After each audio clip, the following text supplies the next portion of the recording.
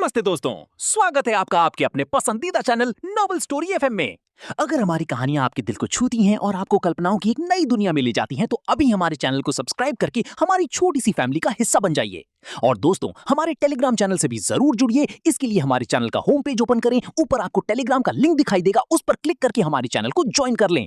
दोस्तों, आपसे एक बहुत जरूरी बात साझा करनी है। आजकल यूट्यूब पर स्टोरी चैनलों को लेकर कई तरह की समस्याएं सामने आ रही हैं और कई चैनल अचानक डिलीट या बंद हो रहे हैं। हम नहीं चाहते कि हमारा और आपका ये खूबसूरत साथ कभी टूटे। इसीलिए आप सभी से अनुरोध है कि अभी हमारे टेलीग्राम चैनल से भी जुड़ जाएं, ताकि भविष्य में कभी कोई परेशानी आए तब भी कहानियों का ये खूबसूरत सफर बिना रुके चलता रहे। टेलीग्राम पर जाएं और नोवेल स्टोरी एफएम सर्च करके हमारे चैनल को ज्वाइन करें। यदि आपको चैनल खोजने में कोई परेशानी हो तो हमारे यूट्यूब चैनल के पेज पर ऊपर दिया गया टेलीग्राम लिंक भी इस्तेमाल कर सकते हैं। आपके प्यार और समर्थन के लिए दिल से धन्यवाद। अब बिना किसी देरी के आइए शुरू करते हैं आज की शानदार कहानी। अध्याय 100:0 दिन 0 लोग। पहाड़ से नीचे उतरकर जब वह अपनी झोपड़ी में वापस आया तो उसे बलराज सिंह का फोन आया। उसने बताया कि वह और उसका बेटा लखनपुर पहुंच चुके हैं और एक जगह रुक गए हैं। उसने पूछा कि बेटे को डॉक्टर को दिखाने के लिए पहाड़ पर लाना कब ठीक रहेगा। आप लोग कहाँ ठहरे हैं? मैं ही वहीं आ जाता हूँ, यश शर्मा ने कुछ पल सोचकर कहा। बलराज सिंह ने फ़ोन पर उसे पता बता दिया। दोनों ने समय तय किया, जो कि कल सुबह का रखा गया। ये किसी मरीज के घर जाकर इलाज करने का उसका पहला अनुभव माना जा सकता था। पता नहीं उस बच्चे को कौन सी अजीब बीमारी है। अगले दिन अपना रोज का काम और साधना खत्म करने और घर वालों को बताने के बाद यश शर्मा ने गाड़ी निकाली और लखनपुर की तरफ चल दिया। बलराज सिंह और उसके बेटे ने जो जगह चुनी थी वह यश शर्मा के लिए अनजान नहीं थी। यह राज पैलेस होटल था, जहां वह एक से ज्यादा बार जा चुका था। जब यश शर्मा वहां पहुंचा तो बलराज सिंह पहले से ही बाहर इंतजार कर रहा था। होटल के एक कमरे में यश शर्मा बलराज सिंह के बेटे से मिला। वह एक दुबला पतला और कमजोर सा बच्चा था जो मुश्किल से 7 या 8 साल का लग रहा था। उसका शरीर सूखा हुआ था, चेहरे का रंग पीला पड़ चुका था और आंखों में कोई चमक नहीं थी। आयुष, अंकल को नमस्ते करो। नमस्ते अंकल। बच्चे की आवाज़ बहुत ही कमज़ोर और बेजान थी। हालांकि यश शर्मा ने अभी तक देखकर बीमारी पहचानने की कला नहीं सीखी थी, फिर भी वह एक नज़र में बता सकता था कि बच्चा शारीरिक रूप से बहुत कमज़ोर है। इसके अलावा अभी उसकी आवाज़ सुनकर ऐसा लगा जैसे उसमें कोई जान या ऊर्जा बची ही न हो। उसकी सांसों को सुनकर पता चल रहा था कि वे छोटी और तेज थीं, जो कि कमज़ोर फेफड़ों और दिल का संकेत होता है। इसके अलावा बच्चे की सांसों से एक खट्टी बदबूदार महक आ रही थी, जो उसके पेट और आंतों में खराब पाचन के कारण थी। कमरे के अंदर हीटर चालू था और काफ़ी गर्मी थी, फिर भी बच्चे ने एक गद्देदार जैकेट पहनी हुई थी और उसने अपने बाएं हाथ में एक दस्ताना भी पहना हुआ था। ये ठंड लगने की बीमारी का लक्षण होना चाहिए था। आपके बेटे को क्या क्या दिक्कतें हो रही हैं? यश शर्मा ने मुड़कर बलराज सिंह से पूछा, जो बगल में ही खड़ा था। बलराज सिंह ने कुछ नहीं कहा, बस बच्चे के पास गया और धीरे से उसका दस्ताना उतार दिया। उसी पल यश शर्मा ने बच्चे का बायां हाथ देखा, जो एक लकड़ी की तरह पतला था। लगभग सिर्फ हड्डी और चमड़ी बची थी, बिल्कुल किसी मुर्गे के पंजे जैसा। त्वचा सूखी और बेजान थी, जैसे कोई सूखी फटी हुई जमीन हो जिसमें कोई जान न हो। फिर उसने अपने बेटे की जैकेट उतारी और उसकी आस्तीन ऊपर की। उसका बायां हाथ पूरा ऐसा ही था, सिर्फ हड्डी और सूखी बेजान त्वचा। यह क्या है? यश शर्मा ने इस तरह के लक्षण पहले कभी नहीं देखे थे, बल्कि उसने कभी इसके बारे में सुना तक नहीं था। ग्रेटर दैन तारांकन मिशन 100 दिनों के भीतर 100 मरीजों या उनके परिवार के सदस्यों की मान्यता प्राप्त करें, इसे दोहराया नहीं जा सकता। मिशन का इनाम एक चिकित्सा कौशल, एक नुस्खा, जड़ी बूटियों के बीजों का एक बैग। विफलता पर दंड 3 रैंडम गुण बिंदु एट्रीब्यूट पॉइंट्स आधे कर दिए जाएंगे। तारांकन तारांकन ग्रेटर दैन। ठीक उसी समय उसे सिस्टम का यह मिशन सुनाई दिया। 100 दिन 100 लोगों की मान्यता। यह मिशन आसान नहीं था। परिवार के सदस्यों को मिला लें, तब भी इसे पूरा करने के लिए उसे काफ़ी लोगों का इलाज करना होगा। किस्मत से इस बार ऐसी कोई खास शर्त नहीं थी जो उसे खुद आगे बढ़कर मरीजों के घर जाने से रोकती हो। डॉक्टर यश, आपको क्या लगता है? यश शर्मा को अपने बेटे के हाथ को खाली नज़रों से घूरते देख बलराज सिंह ने बगल से धीरे से पूछा। मुझे पहले इसकी नब्ज चेक करने दीजिए। यश शर्मा बैठ गया और बच्चे की नब्ज चेक करने लगा। कलाई पर उंगलियां रखते ही नब्ज बहुत कमज़ोर और उथली महसूस हुई, बिल्कुल किसी 7-8 साल के बच्चे जैसी नहीं। इस उम्र में जीवन शक्ति बहुत ही तेज़ होनी चाहिए, जिसे आमतौर पर नब्ज से महसूस किया जा सकता है। हालांकि इस बच्चे की नब्ज इसके बिल्कुल उलट थी। जीवन शक्ति मध्यम थी और अंदरूनी अंग खराब हो चुके थे। सबसे डरावनी बात यह थी कि नब्ज से वह उसके बाएं हाथ के होने का एहसास तक नहीं कर पा रहा था। जब उसने उसे छूकर देखा तो बाएं हाथ का तापमान भी कम था, वह थोड़ा ठंडा लग रहा था। उसे ये लक्षण कब से शुरू हुए? 3 साल पहले। ये सुनकर यश शर्मा ने थोड़ी त्योरी चढ़ाई। फिर उसने धीरे से बच्चे के बाएं हाथ को छुआ। क्या तुम्हें यह महसूस हो रहा है? हाँ। क्या दर्द हो रहा है? दर्द नहीं हो रहा। महसूस होना एक अच्छी बात है। एक दौर की जांच के बाद यश शर्मा को बच्चे की हालत के बारे में एक मोटा मोटा अंदाज़ा और जानकारी मिल चुकी थी। उसके बाएं हाथ की नसें ब्लॉक हो गई थीं और मांसपेशियां सिकुड़ गई थीं, यहाँ तक कि बाहर की त्वचा पर भी एक हद तक असर पड़ा था। पिछले 3 सालों में इस बीमारी का इलाज कराने के लिए बच्चे ने कई तरह के इलाज करवाए थे और काफ़ी दवाइयाँ खाई थीं। हो सकता है इन दवाइयों ने कुछ असर किया हो, लेकिन उनका एक बहुत बड़ा साइड इफ़ेक्ट भी था। उन्होंने बच्चे के पेट, आंतों और अंदरूनी अंगों को काफ़ी नुकसान पहुंचाया था।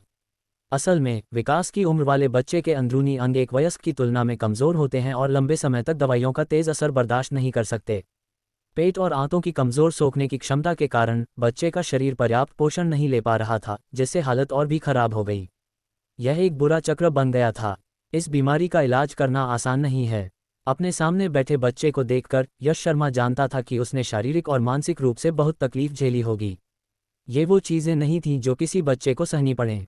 अच्छी बात यह थी कि बच्चा अब तक डटा हुआ था। डॉक्टर यश, मेरे बेटे की बीमारी। यश शर्मा को चुप देखकर बलराज सिंह ने पूछने में जल्दबाजी नहीं की, लेकिन जब उसने देखा कि वह बहुत देर तक चुप है, तो वह खुद को धीरे से दोबारा पूछने से रोक नहीं पाया। मुझे घर जाकर इसके बारे में तसल्ली से सोचने दीजिए, फिर मैं आपको जवाब दूंगा, यश शर्मा ने कहा। अब बच्चे की हालत सिर्फ उसके बाएं हाथ की अजीब बीमारी जितनी आसान नहीं थी, यह एक चौतरफा बीमारी बन चुकी थी। इसका इलाज कैसे करना है और कौन सी दवा का इस्तेमाल करना है, इसके लिए पूरी तरह से विचार करने की ज़रूरत थी। बच्चे की स्थिति को देखते हुए यश शर्मा को वापस जाकर इस पर ध्यान से सोचना था। वह तुरंत किसी नतीजे पर नहीं पहुंच सकता था। ये वो लैब रिपोर्ट्स, मेडिकल सर्टिफिकेट और पुराने पर्चे हैं जब मैं पहले अपने बेटे को दूसरे अस्पतालों में ले गया था। यश शर्मा ने उन्हें लिया और सरसरी तौर पर देखा। ये सब फोटोकॉपी थीं। साफ था, बलराज सिंह ने बहुत सोच समझकर काम किया था। क्या मैं इन्हें घर ले जाकर देख सकता हूँ? हाँ, बिल्कुल ले जा सकते हैं, बलराज सिंह ने सुनकर कहा। ठीक है। चेकअप खत्म करने के बाद यश शर्मा वहाँ ज़्यादा देर नहीं रुका। उसने आयुष सिंह नाम के बच्चे से कुछ बातें की, फिर होटल से निकलकर गांव वापस आ गया। दक्षिण पहाड़ी पर जाने के बाद वह अंधेरा होने तक बच्चे की बीमारी के बारे में पढ़ता रहा। इतनी जल्दी अंधेरा हो गया, समय कितनी जल्दी बीत जाता है। उसने खिड़की से ऊपर देखा। वह खाना खाने घर गया, लेकिन रास्ते में और खाना खाते वक्त भी उसका दिमाग बच्चे की बीमारी में ही उलझा हुआ था।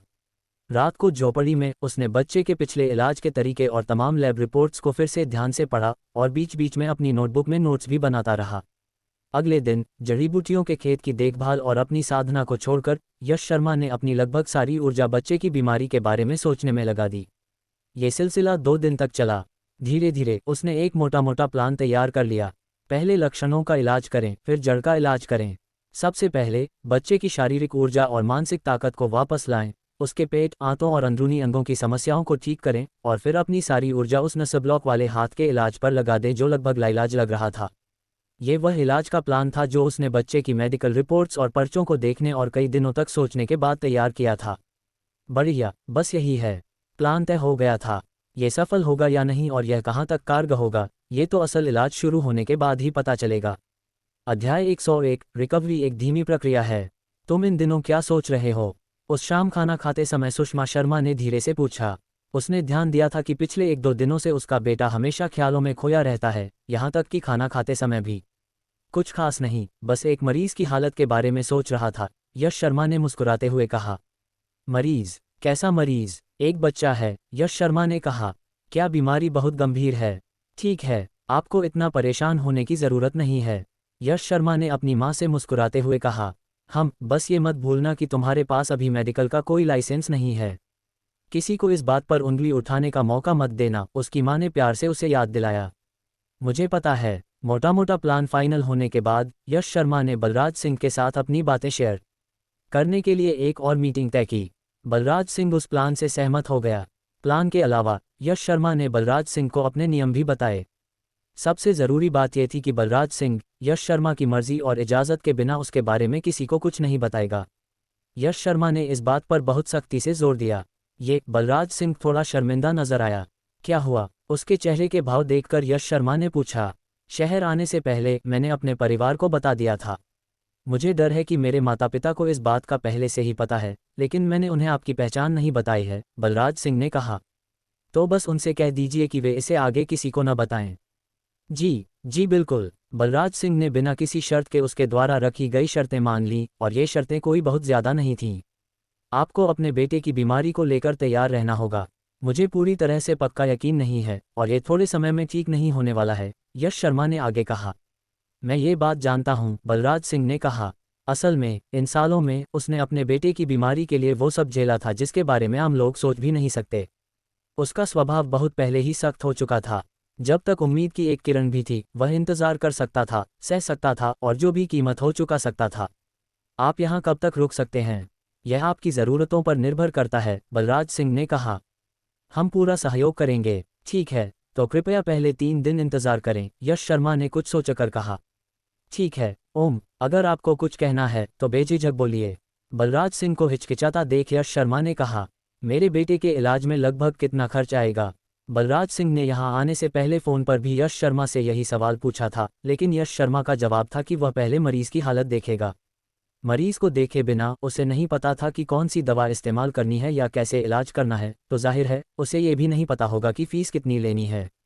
यहाँ तक कि अब भी उसे ठीक पता था कि इसमें कितना खर्च आएगा, लेकिन ये पक्का था कि यह सस्ता नहीं होगा, क्योंकि बच्चे की बीमारी के लिए सिस्टम द्वारा दिए गए कम से कम 2 अलग अलग नुस्खों की ज़रूरत थी। पेयुवान काढ़ा नसों और हड्डियों को मजबूत करता है, नींव को पक्का करता है, और मूल को पोषण देता है। मेरिडियन खोलने वाला चूर्ण खून के थक्कों को हटाने के लिए रक्त संचार को बढ़ावा देता है, नसों को साफ करता है, और ब्लॉकेज खोलता है। पेयुवान काढ़े का काम बच्चे को बीमारी की तकलीफ और तरह तरह की दवाइयाँ खाने से हुए नुकसान से काफ़ी कम समय में उबरने में मदद करना था। वह इस नुस्खे से पहले से ही बहुत अच्छी तरह वाकिफ था और इसे कई बार बना चुका था, जिससे उसे काफ़ी तजुर्बा मिल गया था। जहाँ तक मेरिडियन खोलने वाले चूर्ण की बात थी, जब से उसे यह नुस्खा मिला था उसने इसे कभी नहीं बनाया था, और इसके लिए 2 तरह की स्पिरिट ग्रास की ज़रूरत थी, पर्पल रेन और डार्क वाइन। हालांकि उसने ये दोनों तरह की स्पिरिट ग्रास लगाई थी, लेकिन वे बहुत धीरे धीरे बढ़ रही थीं और उन्हें दवा के लिए इस्तेमाल करने लायक होने में अभी काफ़ी समय लगेगा। पेयुवान काढ़े की एक खुराक की कीमत लाखों में थी, और इसमें 2 तरह की स्पिरिट ग्रास होती हैं। चूंकि इस मेरिडियन खोलने वाले चूर्ण में भी 2 तरह की स्पिरिट ग्रास होती हैं, तो मुझे डर है कि इसकी कीमत पक्का कम नहीं होगी। उस बारे में मैं अभी कोई अंदाज़ा नहीं लगा सकता, लेकिन कीमत पक्का ज़्यादा ही होगी, यश शर्मा ने कहा। ठीक है, मैं पूरी कोशिश करूंगा इंतज़ाम करने की। जाने से पहले यश शर्मा ने उस बच्चे को देखा जो ज़्यादा बात नहीं करता था और थोड़ा शर्मीला और डरा हुआ सा लग रहा था।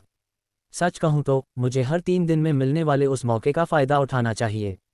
उसके दिमाग में ये ख्याल आया। सिस्टम के नियमों के हिसाब से अब उसके पास हर 3 दिन में एक बार सिस्टम की तरफ से मिलने वाली दवा को मुफ्त में देने का मौका था। अब तक उसने इसका इस्तेमाल सिर्फ एक ही बार किया था, क्योंकि वह जिन लोगों के संपर्क में आया था वे सब अमीर या रईस थे, और इतनी रकम उनके लिए बहुत छोटी सी बात थी। लेकिन कुछ लोगों के लिए यह अलग बात थी।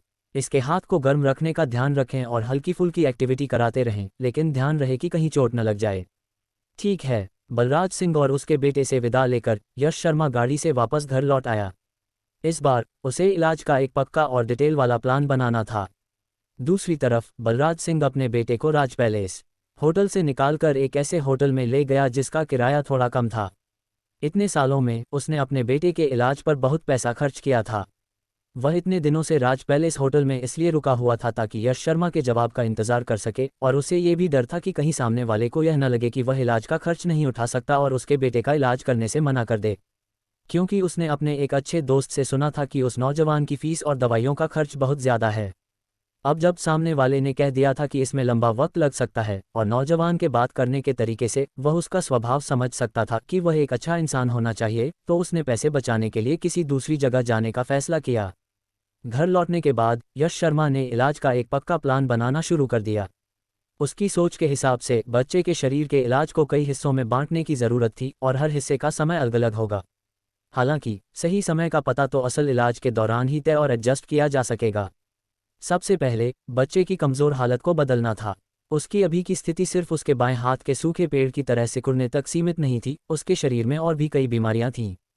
अगर इन समस्याओं का इलाज नहीं किया गया तो इससे न सिर्फ उसके हाथ के आगे के इलाज पर असर पड़ेगा, बल्कि इससे और भी गंभीर बीमारियां पैदा हो सकती हैं।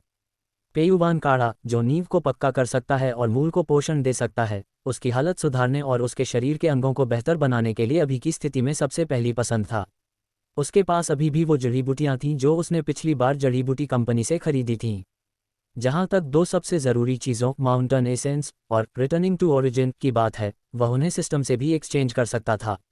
दक्षिण पहाड़ी पर लौटने के बाद उसने सारी जड़ी बूटियाँ तैयार कर लीं और कल दवा का काढ़ा बनाना शुरू करने की योजना बनाई।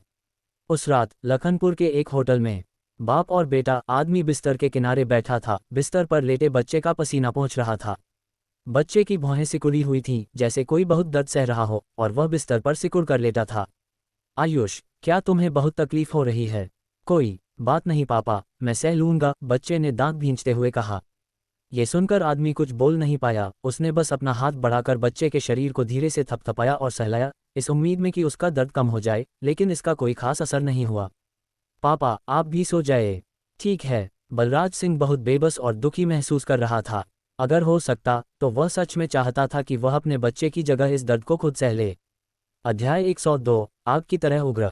अब वह केवल यही प्रार्थना कर सकता था कि उसके अच्छे दोस्त द्वारा मिलाए गए उस नौजवान से उसके बेटे का इलाज हो जाए, भले ही वह सिर्फ उसका दर्द कम करने के लिए ही क्यों न हो। अगली सुबह धूप अच्छी खिली थी। ऐसा लग रहा था कि यह बहुत सुहावने मौसम वाला एक खूबसूरत दिन होगा। यश शर्मा ने जड़ी बूटियां तैयार की, लकड़ियां इकट्ठी की और आग जलाई। 100 जड़ी बूटियों वाले बर्तन के अंदर प्राचीन झरने के पानी ने जड़ी बूटियों को भिगो दिया और पानी उबलने से पहले धीरे धीरे गर्म हुआ। जड़ी बूटियों की महक धीरे धीरे फैलने लगी। हालांकि वह इसे पहली बार नहीं बना रहा था, फिर भी यश शर्मा सावधान रहा और नुस्खे में बताए गए तरीके का पूरी तरह से पालन किया। आखिरकार पेयुवान काढ़ा एक बार फिर से कामयाबी के साथ बनकर तैयार हो गया। हर बार जब वह दवा बनाता था, खासकर सिस्टम के नुस्खे से मिलने वाला इस तरह का काढ़ा, तो उसे हमेशा कुछ न कुछ नया सीखने को मिलता था। जिस वक्त यश शर्मा पेयुवान काढ़ा बना रहा था, उसी वक्त लखनपुर के होटल में बलराज सिंह और उसके बेटे के कमरे में एक मेहमान आया। हेमराज, तुम्हें यहाँ आने का समय कैसे मिल गया? वहाँ का काम लगभग खत्म हो गया है। मेरा इधर कुछ काम था तो मैंने सोचा तुमसे भी मिलता चलूं। आयुष कैसा है? आने वाला शख्स हेमराज सिंह था। वह और बलराज सिंह एक दूसरे को काफ़ी लंबे समय से जानते थे और वे बहुत पक्के दोस्त थे जिन्होंने जिंदगी और मौत के कई पल साथ देखे थे। इसी वजह से हेमराज सिंह ने यश शर्मा को नाराज़ करने का जोखिम उठाकर भी बलराज सिंह को बताया था कि वह बीमारियों का इलाज कर सकता है। और कैसा हो सकता है? हमेशा की तरह ही है। क्या वह मान गया? वह मान गया है और उसने इलाज का एक प्लान भी दे दिया है। इसके बाद बलराज सिंह ने अपने दोस्त को बेटे के इलाज का वह प्लान बताया जिस पर यश शर्मा ने उससे बात की थी। अगर वह मान गया है तो यह अच्छी बात है। हेमराज सिंह ने यह सुनकर राहत की सांस ली। क्या वह सच में उतना ही चमत्कारी है जितना तुमने बताया था? बलराज सिंह ने पूछा। उसके पास सच में असली हुनर है, वरना मैं तुम्हें उससे नहीं मिलाता। जहाँ तक आयुष की बीमारी को ठीक करने का सवाल है, हम सिर्फ कोशिश कर सकते हैं, हेमराज सिंह ने कहा। बलराज सिंह ने सिर हिलाया, फिर एक सिगरेट सुलगा ली। मुझे याद है तुम कभी सिगरेट या शराब नहीं पीते थे। पिछली बार जब मैं तुमसे मिला था तुमने शराब पीना शुरू कर दिया था और अब तुमने सिगरेट भी पीना शुरू कर दिया है। हेमराज सिंह ने यह देखकर कहा, हाँ, कभी कभार एक दो पी लेता हूँ। बलराज सिंह अपने बेटे की बीमारी को लेकर बहुत परेशान रहता था और उसकी पुरानी सारी आदतें बदल चुकी थीं। और तुम्हारे हुनर का क्या? तुम्हारे पास कितना बचा है? बलराज सिंह थोड़ा रुका। मैं ये तो नहीं कहूँगा कि 100%, लेकिन कम से कम कुछ हिस्सा तो बाकी है। जब उसने ये कहा तो उसके शरीर से अचानक एक ऐसा तेज निकला जो आग की तरह उग्र था। अच्छा है कि वह अभी भी बाकी है। घर पर तुम्हारे चाचा और चाची कैसे हैं? वे ठीक हैं, बस हमेशा आयुष की चिंता करते रहते हैं। चीज़ें धीरे धीरे ठीक हो जाएंगी, लेकिन तुम्हें टूटना नहीं है। हेमराज सिंह ने कुछ पल की शांति के बाद कहा। मैं हिम्मत रखूंगा। दवा बनाने के अगले दिन यश शर्मा ने समय तय करने के लिए बलराज सिंह को फ़ोन किया। दोपहर में वह तैयार किया हुआ काढ़ा लेकर एक बार फिर लखनपुर पहुंचा। उस होटल में जहां बलराज सिंह और उसका बेटा ठहरे थे, यश शर्मा ने अचानक हेमराज सिंह को देखा जो खास तौर पर उसी का इंतजार कर रहा था। नमस्ते, हेमराज सिंह ने मुस्कुराते हुए कहा। ओह, आप भी यहाँ हैं। मैं पास ही एक काम से आया था तो सोचा इनसे भी मिलता चलूं। वे तीनों एक साथ बैठे और कुछ देर बातें की, जिनका मुख्य फोकस आयुष सिंह की सेहत पर था। हेमराज सिंह कमरे में करीब 20 मिनट तक रुका और फिर विदा लेकर चला गया। उसके जाने के बाद यश शर्मा ने तैयार किया हुआ पेयुवान काढ़ा निकाला और बलराज सिंह को दे दिया। ये वह दवा है जो मैंने बनाई है। इसे 2 दिनों में 6 बार हल्का गर्म करके देना है। ठीक है। बलराज सिंह ने दवा वाला सफ़ेद चीनी मिट्टी का बर्तन ले लिया। इस पेयुवान काढ़े को बनाते समय यश शर्मा ने ये ध्यान रखा था कि वह अभी बच्चा है, इसलिए उसने सभी जड़ी बूटियों की मात्रा आधी कर दी थी जबकि खुराक की गिनती दोगुनी कर दी थी। उसे डर था कि बच्चे का शरीर एक वयस्क की तुलना में बहुत कमज़ोर है और वह दवा का तेज़ असर बर्दाश्त नहीं कर पाएगा, भले ही इस काढ़े की तासीर बहुत हल्की थी। आओ आयुष, थोड़ी दवा पी लो। काढ़ा अभी हल्का गर्म ही था। इसी का फ़ायदा उठाते हुए बलराज सिंह ने अपने बेटे को एक छोटा कप पीने को दिया।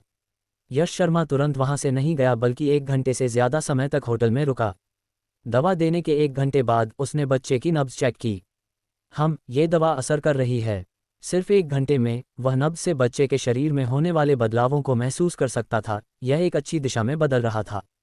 इससे सिस्टम द्वारा दिए गए नुस्खे का चमत्कार साबित हो गया और इससे ये भी पता चला कि उसने पहले जो इलाज का तरीका सोचा था वह शायद सही था। मैं 3 दिन बाद फिर आऊँगा।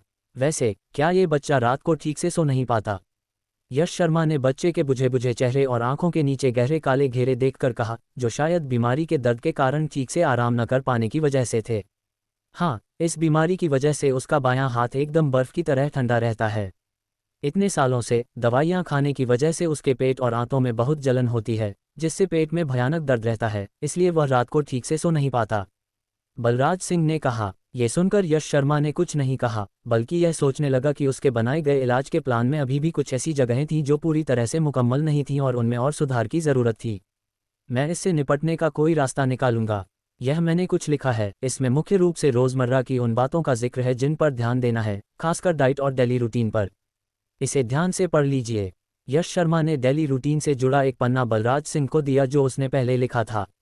इसमें वो सब कुछ था जो वह पिछले 3 दिनों में रोज़मर्रा की ज़िंदगी के बारे में सोच सकता था ताकि बीमारी को और बिगड़ने से रोका जा सके और इलाज में मदद मिल सके, जिसमें डाइट, एक्सरसाइज और भी कई चीज़ें शामिल थीं। ये सब सपोर्टिंग इलाज का हिस्सा थीं। ठीक है, आपका बहुत शुक्रिया। कुछ और ज़रूरी बातें बताने के बाद यश शर्मा वहाँ से चला गया। आयुष, तुम्हें कैसा लग रहा है? यश शर्मा के जाते ही बलराज सिंह ने अपने बेटे से पूछा। उसे अभी भी यश शर्मा की काबिलियत पर थोड़ा शक था। आखिर इतने नौजवान लड़के का डॉक्टरी तजुर्बा कितना ही हो सकता है। इसके अलावा जब से उसका बेटा बीमार पड़ा था, उसने हर जगह डॉक्टरों के चक्कर काटे थे और अलग अलग तरह के हालात देखे थे। कुछ डॉक्टरों ने दवा दी, लेकिन उसके बेटे के खाने के बाद उस दवा ने उसकी बीमारी पर तो कोई असर नहीं किया, बल्कि उसके शरीर को नुकसान पहुंचाया, जिससे उसे और बीमारियां लग गईं। कुछ खास नहीं, बस लग रहा है कि मेरा शरीर थोड़ा गर्म हो गया है।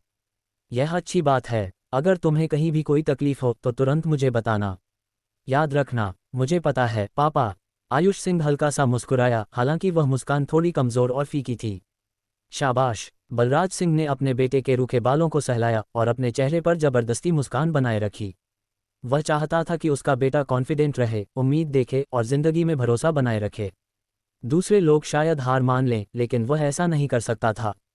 गांव लौटने के बाद यश शर्मा जल्दी से दक्षिण पहाड़ी पर गया, झोपड़ी में घुसा, अपनी नोटबुक निकाली और उस पर कुछ लिखने और चित्र बनाने लगा, जिससे उसने पहले से तैयार किए गए इलाज के प्लान में और बदलाव और चीज़ें जोड़ीं।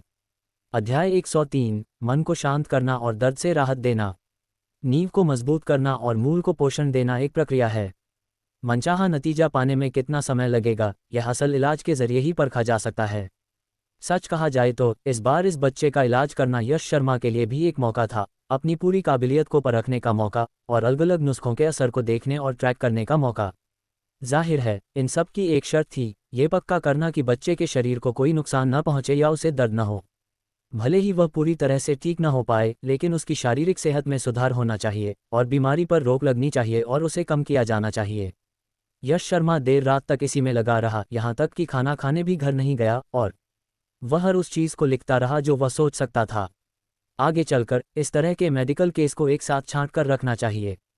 अगर हो सके तो इन्हें एक किताब की शक्ल भी दी जा सकती है ताकि दूसरे लोग इसे पढ़ सकें, यश शर्मा ने मन ही मन सोचा।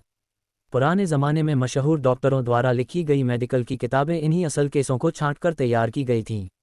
हालांकि यश शर्मा जिन जड़ी बूटियों का इस्तेमाल करता था उनमें से कुछ सच में बहुत दुर्लभ और अजीब थीं। मुझे डर है कि वे उसकी जगह को छोड़कर दुनिया में और कहीं नहीं मिल सकती। नतीजतन भले ही दूसरे लोग इन मेडिकल रिकॉर्ड्स को पढ़ लें, फिर भी कुछ दवाइयाँ तैयार नहीं की जा सकती। अगर सही माहौल मिले तो क्या इन स्पिरिट ग्रास को उगाकर दूसरी जगहों पर लगाया जा सकता है? यश शर्मा के दिमाग में अचानक एक ख्याल आया। जब से उसे सिस्टम मिला था और उसने स्पिरिट ग्रास लगाई थी, तब से यह पहली बार था जब उसके दिमाग में ऐसा कोई ख्याल आया था। इन स्पिरिट ग्रास में बहुत ही कमाल की औषधीय शक्ति थी, जिसकी तुलना आम जड़ी बूटियों से बिल्कुल नहीं की जा सकती थी। अगर इन्हें उगाकर आगे बढ़ाया जा सके तो ये पक्का देश की मेडिकल साइंस के विकास को बढ़ावा देगा और एक नया मुकाम हासिल करेगा। हालांकि यह मामला बहुत बड़ा था। उसे ध्यान से सोचना होगा, इस पर अच्छी तरह से विचार करना होगा और आराम से इसकी प्लानिंग करनी होगी। अगर उसने बहुत जल्दबाजी दिखाई तो न सिर्फ उसे कोई अच्छा नतीजा नहीं मिलेगा, बल्कि यह उसके और उसके परिवार के लिए एक बहुत बड़ी मुसीबत खड़ी कर देगा। हालांकि वह पिछले कुछ दिनों से बहुत व्यस्त था, लेकिन यश शर्मा अपनी साधना करना और हर दिन शास्त्र पढ़ना कभी नहीं भूलता था। एक शांत जिंदगी का मतलब यह नहीं कि उसमें टेंशन और भागदौड़ न हो। लखनपुर के एक होटल में बलराज सिंह ने देखा कि उसके बेटे के चेहरे का रंग थोड़ा बेहतर लग रहा था, उसमें थोड़ी ज्यादा जान लग रही थी और उसकी आंखें भी ज्यादा चमकीली लग रही थीं। हालांकि यह सिर्फ थोड़ा सा ही था, लेकिन इसने उसे खुशी से भर दिया। आयुष, तुम्हारे शरीर में कैसा लग रहा है?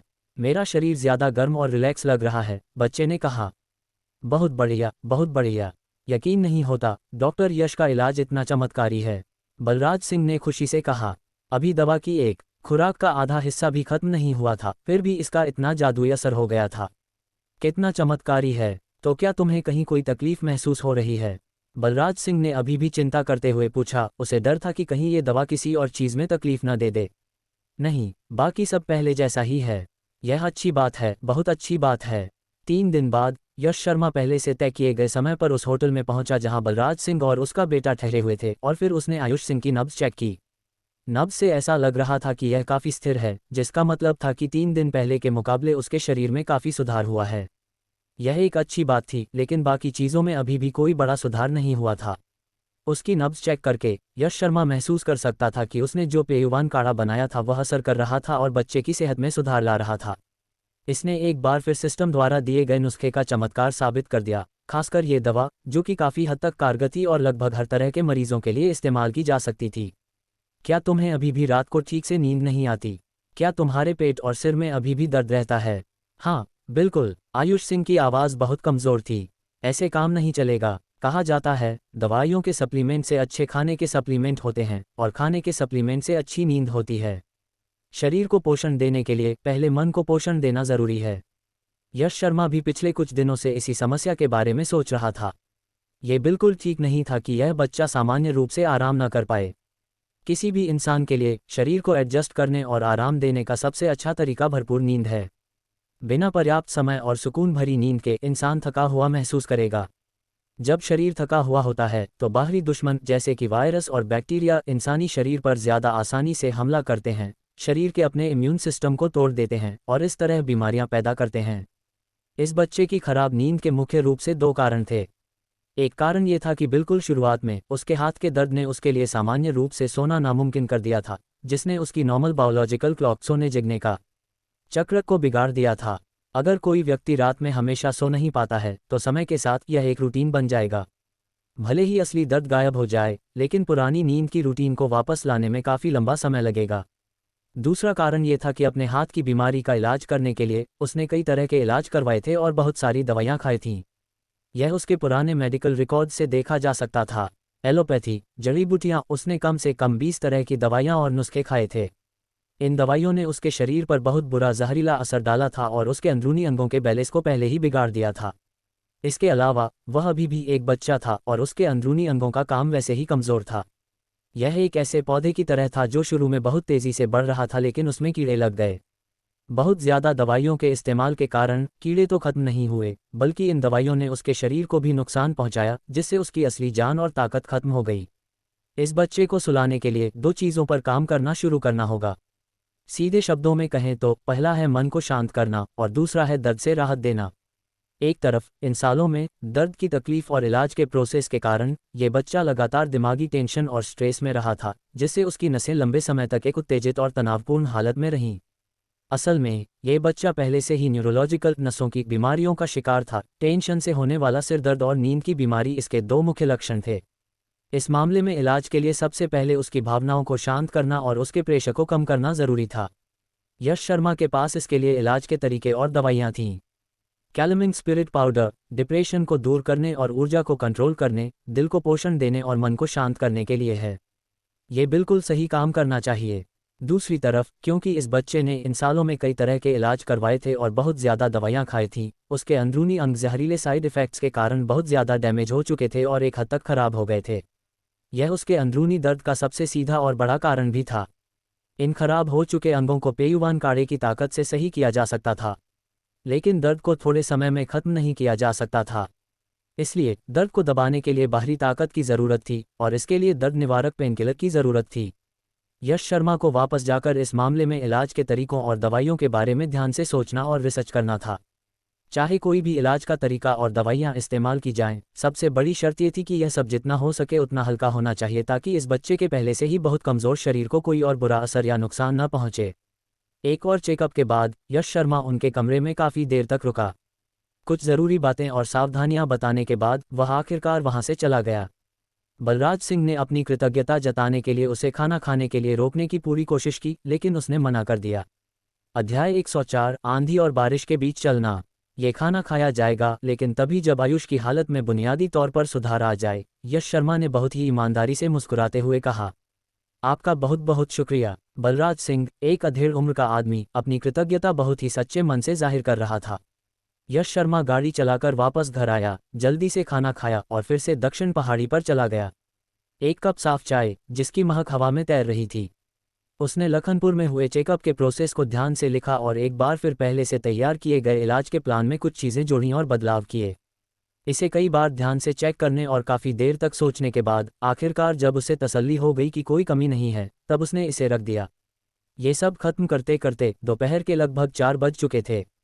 उसने प्रकृति का ग्रंथ निकाला और उसे धीरे धीरे पढ़ना शुरू किया। कुछ ही देर बाद उसे बाहर कुत्ते के भौंकने की आवाज़ सुनाई दी। पहाड़ पर कोई आया है। कौन हो सकता है? अरे, क्या तुम्हें सारा दिन यहाँ रहकर बोरियत नहीं होती?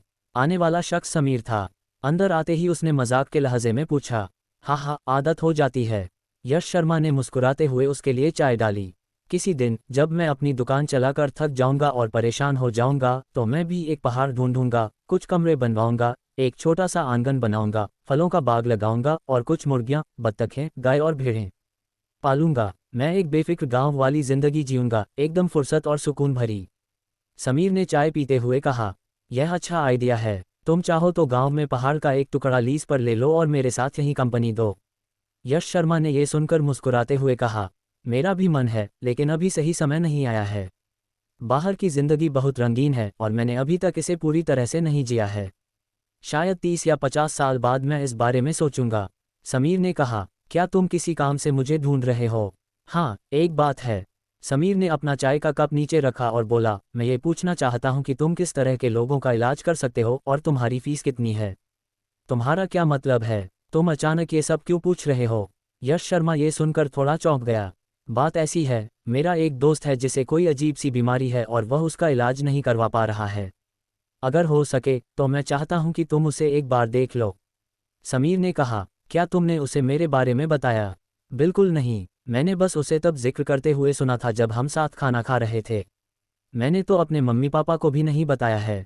अगर तुम हाँ कहोगे तो मैं उससे बात करूंगा, अगर नहीं तो कोई बात नहीं। समीर ने कहा। असल में उसने इस बारे में तब सुना था जब वह कुछ बिजनेस पार्टनर्स के साथ डिनर कर रहा था। उस आदमी को कोई अजीब बीमारी हो गई थी और वह बहुत दर्द में था, लेकिन कई डॉक्टरों को दिखाने के बाद भी कोई खास फायदा नहीं हुआ था। उसने डिनर टेबल पर उस मौके का फ़ायदा उठाते हुए उनसे मदद मांगी थी और वह बहुत सीरियस होकर बोल रहा था, ऐसे ही हवा में नहीं।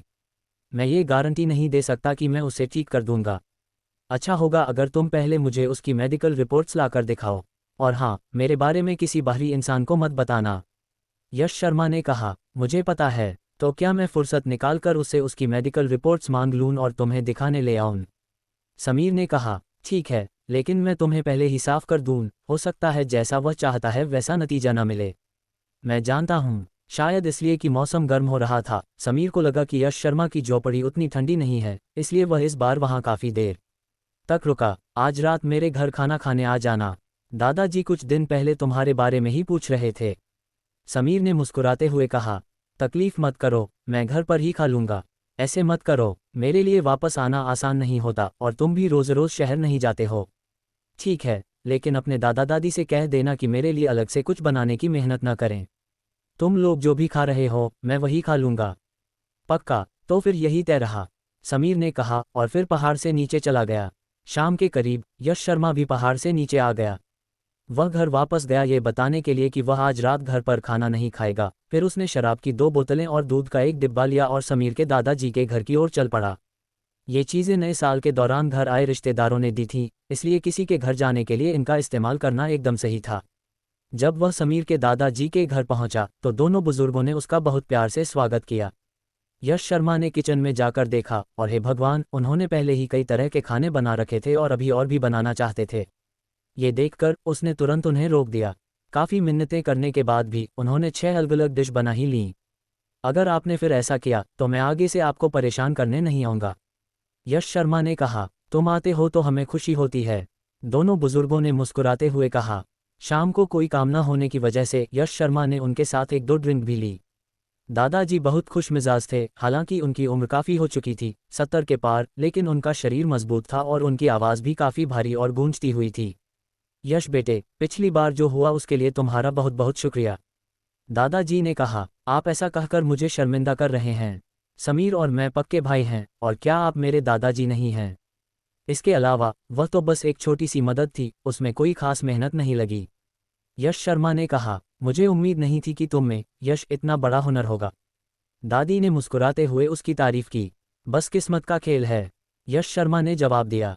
सच में इस सिस्टम का मिलना किस्मत ही थी, बहुत बड़ी किस्मत, और उसके बाद से ही इसने उसकी ज़िंदगी पूरी तरह से बदल दी थी। खाना पीना, अपने दोस्त और दोनों बुजुर्गों के साथ गपशप करना, रोज़मर्रा की बातें करना और दोनों बुजुर्गों को दिल खोलकर हंसाना, ये सब बहुत मज़ेदार था। खाना खाने के बाद दोनों बुजुर्ग उसे दरवाजे तक छोड़ने आए और समीर उसके साथ थोड़ा और आगे तक गया, गली के मोड़ तक। इतनी रात हो गई है, क्या तुम अभी भी पहाड़ पर जा रहे हो? हाँ, मुझे आदत है। तुम भी वापस जाओ, मुझे आगे तक छोड़ने की ज़रूरत नहीं है। ठीक है, तो मैं यहीं रुकता हूँ। रास्ते में ध्यान से जाना। कोई बात नहीं। गांव से लेकर दक्षिण पहाड़ी तक इस रास्ते पर 3 सालों में यश शर्मा ने न जाने कितनी बार सफ़र किया था, आम मौसम में, बारिश में, बर्फ में और आंधी में। वह इस रास्ते से बहुत अच्छी तरह वाकिफ था। वह ये तो नहीं कह सकता कि वह आंखें बंद करके चल सकता था, लेकिन ये लगभग उसी के बराबर था। दक्षिण पहाड़ी पर पहुंचने के बाद यश शर्मा तुरंत नहीं सोया। इसके बजाय उसने 1 कप गर्म पानी डाला, थोड़ी देर ताओवादी शास्त्र पढ़े और फिर सो गया। अगले दिन आसमान में बादल छाए हुए थे और बादलों के बीच से सूरज की कुछ किरणें झांक रही थीं। मौसम लगातार गर्म होता जा रहा था। एंजेलिका साइनेसिस, पोरिया कोकोस, मुलेठी की जड़। यश शर्मा झोपड़ी में जड़ी बूटियां तैयार कर रहा था। उसका इरादा पहले उस बच्चे को देने के लिए कैलमिंग स्पिरिट पाउडर की एक खुराक तैयार करने का था, ताकि ये देखा जा सके कि इसका क्या असर होता है। इस दवा को बनाने के लिए ज़रूरी सारी जड़ी बूटियां उसके पास यहाँ मौजूद थीं। दोपहर के करीब झोपड़ी से फिर से दवा की महक आने लगी। पहाड़ की लकड़ियां जल रही थीं। लपटों के ऊपर 100 जड़ी बूटियों वाले बर्तन में झरने का पानी उबल रहा था और अलग अलग जड़ी बूटियों की औषधीय तासीर धीरे धीरे निकलकर झरने के पानी में घुल रही थी। वह इस दवा को बनाने के तरीके से पहले से ही बहुत अच्छी तरह वाकिफ था। दवा के काढ़े का रंग बदलते हुए देखते हुए, उसकी महक सूंघते हुए और उबलने के समय का हिसाब लगाते हुए आखिरी जड़ी बूटी मूनफ्लावर ग्रास उसमें डाल दी गई। इसके घुलने का कुछ पल इंतजार करने के बाद इसकी औषधीय ताकत काढ़े में मिल गई। ये दवा अब बनकर तैयार थी। ये दवा मन को शांत कर सकती थी। इस तरह बच्चे के एक लक्षण के लिए सही दवा मिल गई थी। अगला कदम ये सोचना था कि अंदरूनी अंगों, खासकर पेट और आंतों के दर्द को कैसे दबाया जाए। कम से कम इससे उसे रात को चैन की नींद तो आनी ही चाहिए।